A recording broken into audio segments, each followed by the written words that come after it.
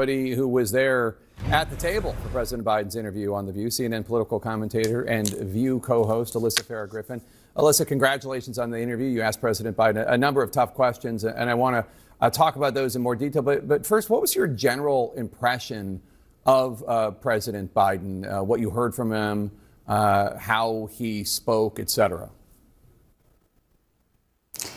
Listen, this is the second time I've interviewed President Biden now, and the one thing that really struck me from the moment he got to the table was he and his team are clearly very aware that his legacy is being written right now, and they feel and have this strong sense that they need to fight back and shape the narrative.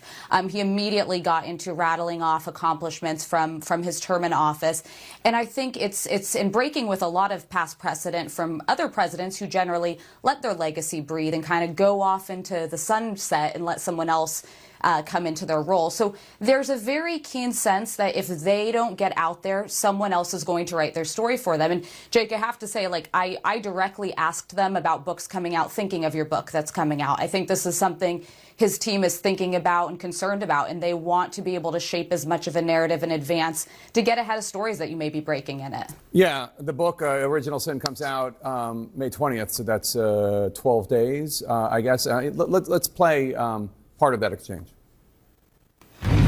What is your response to these allegations, or are these sources wrong? They are wrong. There's nothing to sustain that, number one. You know, one of the things and Alyssa, you know, one of the things I think is that the people who wrote those books were not in the White House with us.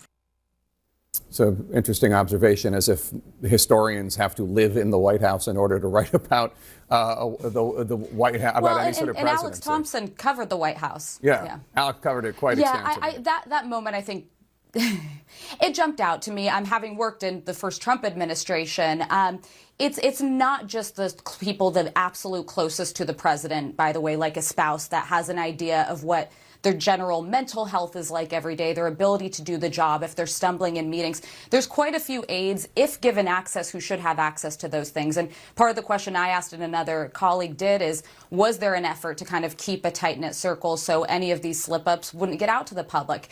And my general sense is this: listen, he is an older man. He acknowledged, look, I would have been 86 had I won a second term. He doesn't shy away from that. He does have slip-ups. That's something we've seen with Joe Biden.